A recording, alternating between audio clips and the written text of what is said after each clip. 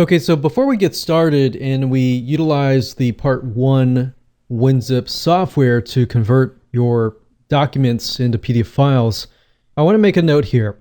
Some of you will have Microsoft Word document versions where if you convert it to PDF right away, the hyperlinks will work.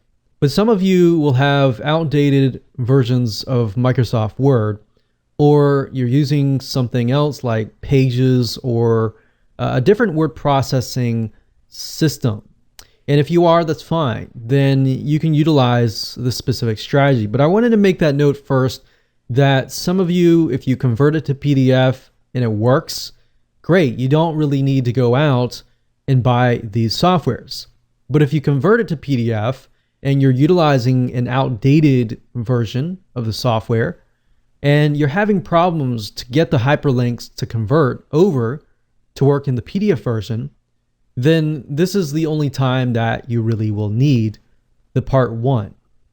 Now, the part 2, which deals with image PDFs, infographics, and things like that, you will need to have that piece of software.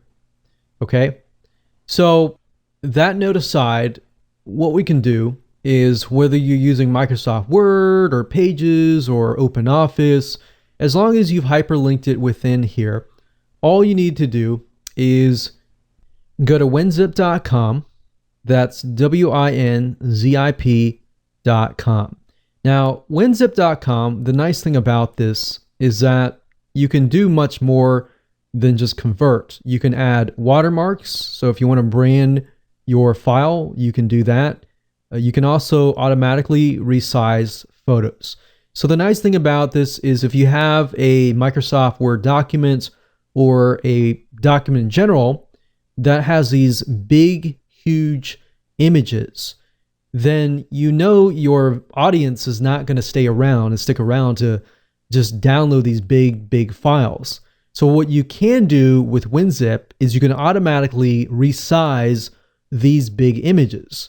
So it goes much further than just hyperlinks. And that's the reason why I wanted to show you this avenue. So as you can see here, WinZip 20, you can zip, unzip, you can convert to PDF, you can do all these other things. Now they have different versions. They have standard version and pro version. And you can see here, you can actually look here. As far as PDF goes, you can create read-only PDFs. So if you want people and to prevent them from copying your content, you can actually do this. So like I said earlier, you can save a regular Microsoft Word document as a PDF file just utilizing the Microsoft Word system. But what you can't do is you can't protect it. You can't password protect it. You can't make it read-only. You can't watermark it. You can't do all these other advanced features. Now, if you go to the site and click on compare, you can obviously see the difference between the standard version and the pro version.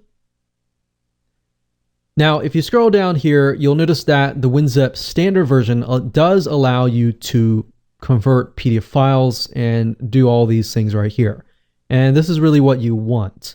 So you really don't necessarily need to have the pro version, because that's what you really want to do is just the PDF conversion, right? So in this case, you would only dish out about $30. So $29.95, that's $30. You can get that. You don't really need the $50 version. So I wanted to offer this to you as a different avenue that you could take if you didn't want to dish out, $50. Now, would I recommend that you go this route if you want to do image PDFs and if you want to hyperlink your infographics and your things like that? No, I would not recommend that you go down this route. I would recommend that you do part number 2, and I'll show you why. But as far as this goes, this is pretty good for the price. So if you want to save $20, you want to go down this route, that's fine. So what I want to do right now is I open up WinZip and I have the pro version, but like you saw earlier, you don't really need the pro version. The only reason why I got the pro version was because I wanted the other options that came along with WinZip.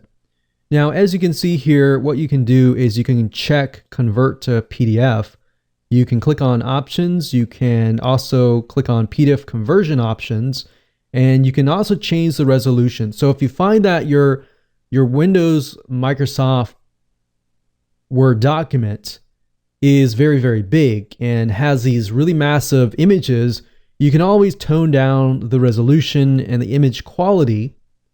You can convert to a read only so that some people cannot copy your content, and you can do other things as well.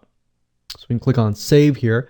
You can also resize the photos if the photos are too big, and if you click on photo resize settings, you can scale them bigger or even smaller depending on what size it is, because as you know, when you put an image inside of Microsoft Word, if they're really, really big and you convert it over, they're just going to convert over at that same size.